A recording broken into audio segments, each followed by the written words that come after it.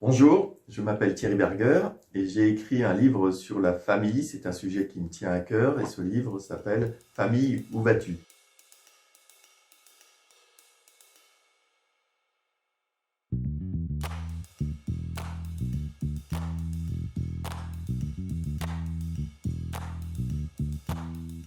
On vit des évolutions très importantes, majeures en ce moment. En effet, la famille n'a jamais subi autant d'évolution que ces 50 dernières années, avec la révolte de mai 68 contre l'autorité sous toutes ses formes et contre les pères en particulier. D'où l'effacement du père et de l'autorité, l'émancipation des femmes et des mœurs, l'élargissement des mariages aux couples homosexuels, la PMA, la GPA et surtout l'essor de l'individualisme.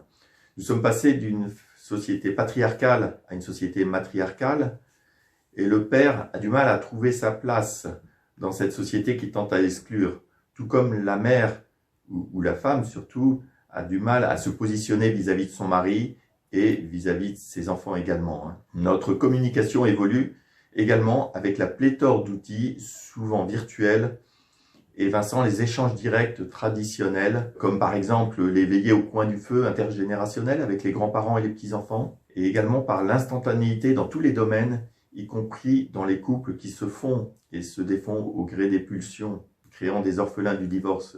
C'est d'ailleurs le titre de mon premier livre. Ces couples traditionnels ont explosé. Alors aujourd'hui, on peut se demander qu'est-ce que c'est qu'une famille normale? Quelle est la différence entre progrès ou modernisme? Car je considère, je suis persuadé que la base de tout être humain est la famille, et c'est le socle sur lequel nous nous construisons, c'est le socle qui garantit la stabilité d'une société. Et je rêve également de pacifier les conflits, notamment lors de séparation, par une communication adaptée, en accueillant l'autre dans le respect de sa différence. C'est ce qui m'a poussé à vouloir écrire un livre sur ce sujet. Alors, si je reprends les trois grandes parties qui composent mon livre, la première partie est dédiée à la famille. Qu'est-ce que c'est que la famille? D'abord un couple, ensuite une famille avec un enfant ou plus.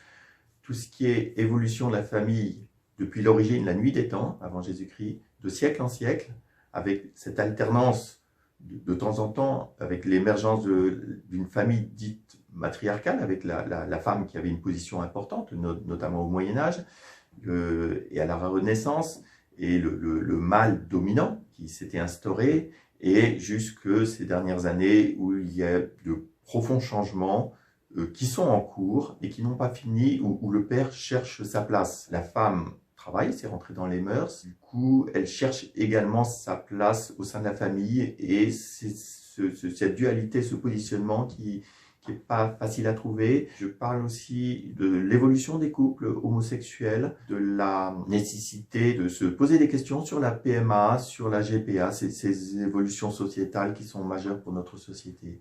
La seconde partie traite de ce qui nuit à la famille, les moyens de communication inadaptés, et notamment les moyens de communication virtuels avec les téléphones portables, les iPads, les relations virtuelles à distance qui peuvent devenir une addiction.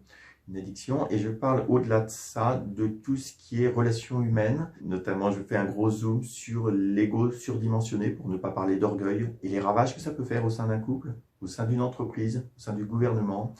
À l'inverse, la force et la puissance du pardon, la nécessité du pardon, ce que les anglo-saxons appellent le care, à travers ça, la bienveillance, le bien-être, toutes ces valeurs dont on rêve et qui sont difficiles à appliquer. Dans la troisième partie, ce qui détruit la famille, la séparation ou le divorce, qui par définition à partir duquel il n'y a plus de famille. Par contre, si des adultes se séparent, le couple parental demeure.